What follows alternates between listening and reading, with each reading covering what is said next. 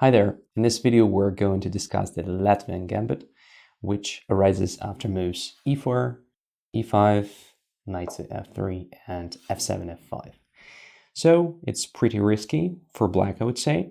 It's like the King's Gambit reversed, but we can see that white has the extra tempo. So what is the idea? Just like in the Elephant Gambit, black tries to undermine the central e4 pawn and to grab some space with the e4 move. For example, if white captures on f5, black continues with the e4.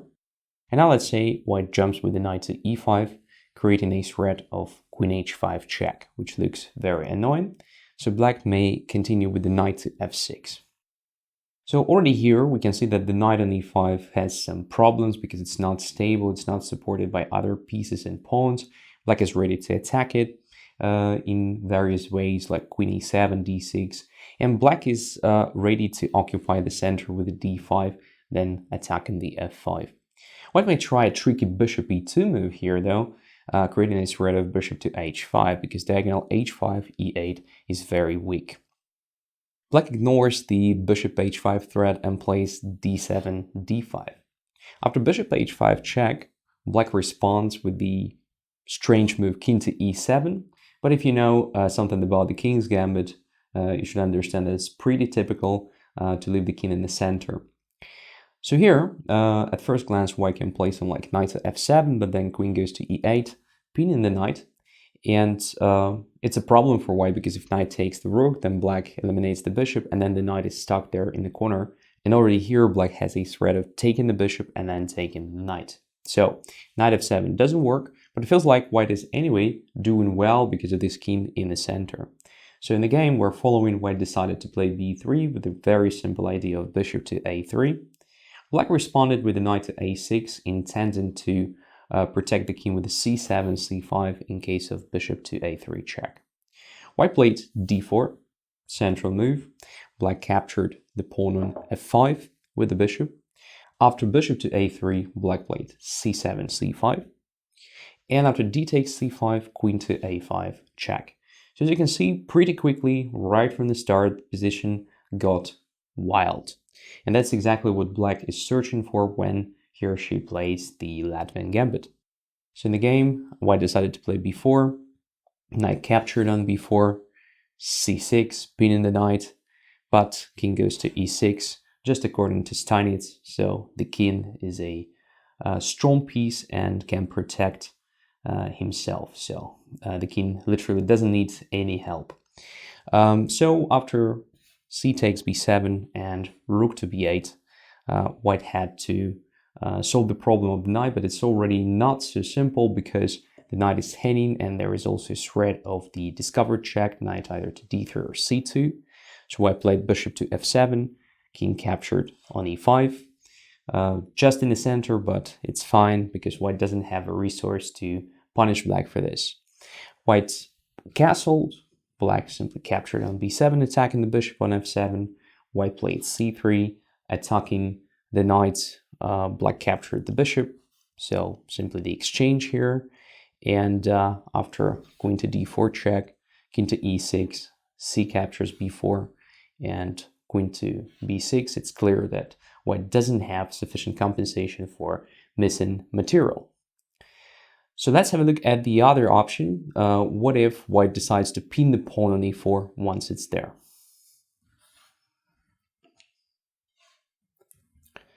So in this position, white may try queen to e2, pinning the pawn and attacking it. In this case, black responds with a queen to e7, unpinning the pawn. Now the knight is hanging again. Knight may go to the center, and now black tries to benefit from it, just disturbing this knight with a knight to c6 move, one of the possibilities. Once again, there is an option for white to play queen to h5 check, and black doesn't want to exchange queens because in that case, white will be a pawn up in the ending. So the response is king to d8. Once again, this strange story with the king, which is in the center, losing the right to castle in the game. But anyway, position is full of tricks. So after knight c6, d takes c6, black is ready to attack the f5 pawn. It is already under pressure, and the queen on h5 becomes a target. So after bishop to e2, black responds with the knight to f6, attacking the queen. Queen goes to g5, now h6, continuing with the attack. It's already quite dangerous for queen to stay here. For example, on g6, it may be vulnerable to light squared bishop attacks. So white decided just to go to e3, black captured on f5, and we can see that black is very close to solve the problem of the king. For example, it's possible to make manual castling to the queen side a bit later. For now, though, there are no even threats to the king, so black can focus on further development and activation of the pieces. For example, after castling, black continued with the knight to d5. After queen d4, black played queen to d6 with the idea of playing something like c5. Most likely there is also a threat of knight to f4 potentially, and there is also another direction of attack available. So after d3, black played knight to b4, attacking c2 now, and d3 is under pressure. So again, we can see, although the king is on d8, but black is doing well because of the activity of the pieces. So that's the spirit of this gambit. That is the type of positions black tries to achieve. Absolutely crazy, but with a lot of interesting possibilities. Just the activity of the pieces, and if white is not ready to play in this style, well, it's really simple to blunder something. Let's have a look at the better possibility for white to react to the Latvian gambit. So right after black's f5 move, in my opinion, the best reaction for white is just to capture the pawn on e5, creating a threat of queen to h5 check. For example, if black responds with a queen e7, attacking the knight and trying to capture the pawn on e4 a bit later, white may check the king from h5 square. We can see that king d8 no longer works because of knight f7 fork, so black has to respond with the g6, and white is using the fact that h7 pawn is pinned because the rook is hanging in case of the opening of the h file, and captures on g6.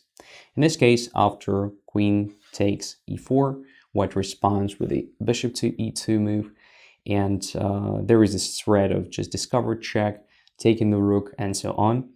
Black may try knight to f6, but in this case, again, queen has this h3 square just staying on the h file so that the pawn on h7 is still pinned.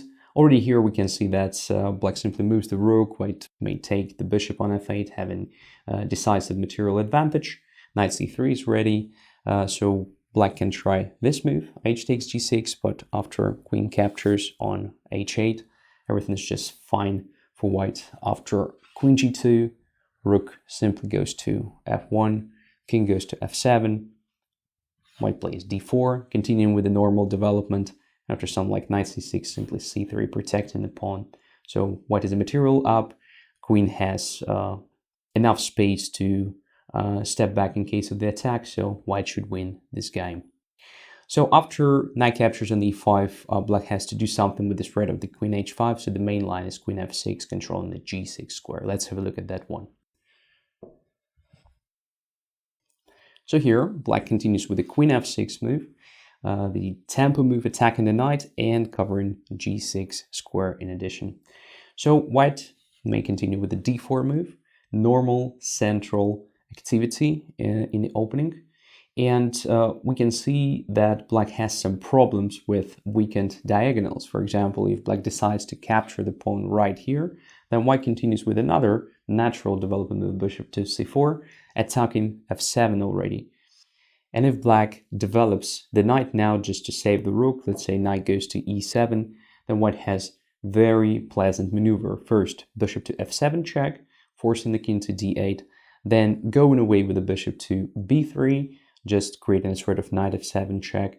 If king goes back to e8, for example, the mission is complete anyway because king will no longer castle here and white has no positional drawbacks here, no problems with the development, so white is simply having the long-term positional advantage.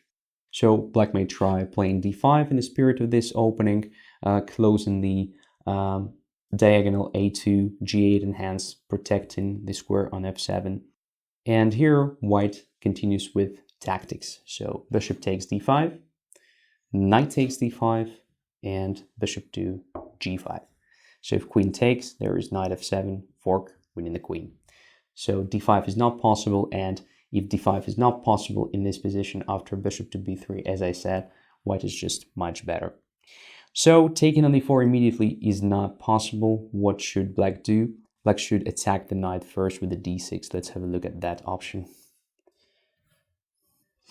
So the main line goes d6, attacking the knight first, and knight goes to c4. That's a very important maneuver to remember, because from here the knight can get to d5 square through e3. So here black may take on e4, and it's time, otherwise white is just a pawn up without compensation. White continues the development, attacking e4 pawn and intending to occupy d5 square.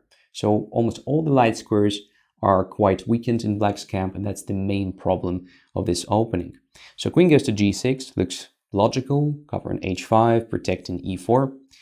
And now white has different options, but I think the most convincing one is just to undermine the pawn this way with the f3, because it forces black literally to capture, which may help white with the development of other pieces. So he takes f3, queen captures on f3, so queen joins active operations, also controlling central squares.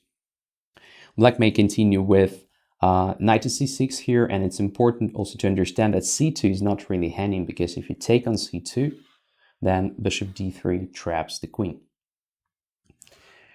So let's get back to knight to c6, attacking d4. And here white continues with the d5 move. So very natural tempo move, grabbing more space, controlling e6 now, which may become a great outpost for the knight a bit later.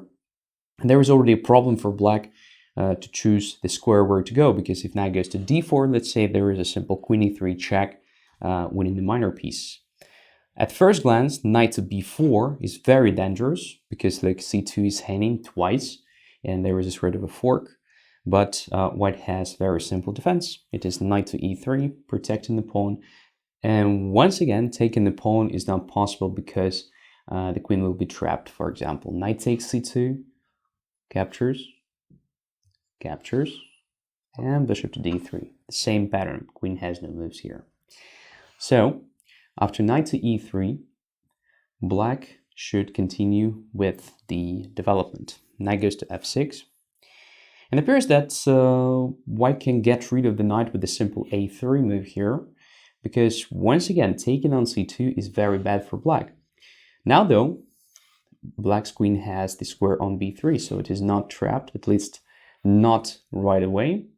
But nevertheless, on b3, the queen appears too vulnerable, and white has this very convincing resource, knight to e4.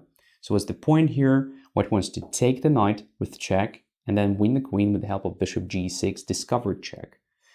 If black captures on d5 with the queen, then white wins because of knight f6 check, and queen is not protected.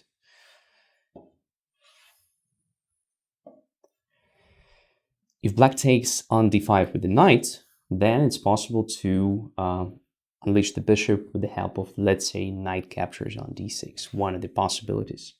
You can probably find a better one, but I think it's just enough, because if black captures the knight, there is again bishop to g6, winning the queen.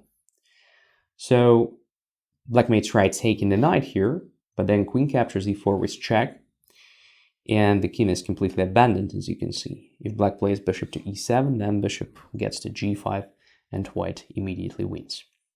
So taking on c2 is again not possible, which means the knight is forced to a super passive position on a6. Let's have a look at that one. So here, after a3, knight goes to a6, and white may continue with the bishop to b5 move, also a very natural move, because white probably wants even to exchange light squared bishops. As we have discussed, e6 is a big hole in black's camp, and without the light squared bishop it will be even easier to get there. Bishop goes to d7, white may castle here, and in my opinion it's crystal clear that white is much better because of the numerous weaknesses in black's camp, completely misplaced pieces here. We may notice that e6 is weak. It's not the only problem. White may occupy f5 weakly because of the fact that bishop is pinned. If black captures on b5, then knight takes b5 and c7 will be under pressure. And from b5, for example, knight may go to d4 and then finally to e6. So it's really unclear what to do here. Position is materially balanced, but white has a serious positional advantage, which is pretty clear here, and in my opinion, because of it, capturing on e5 and subsequent lines are the best way to react to the Latvian Gambit. So, the conclusion, I would say that f5 move can be treated just like a surprise weapon if you're pretty sure that your opponent is not really aware of what to do there. But if white chooses the main line with the knight to e5, chances are you get into this or very similar position with just a few chances to survive it in the long run. Thanks a lot for watching. Don't forget to subscribe. See you next videos.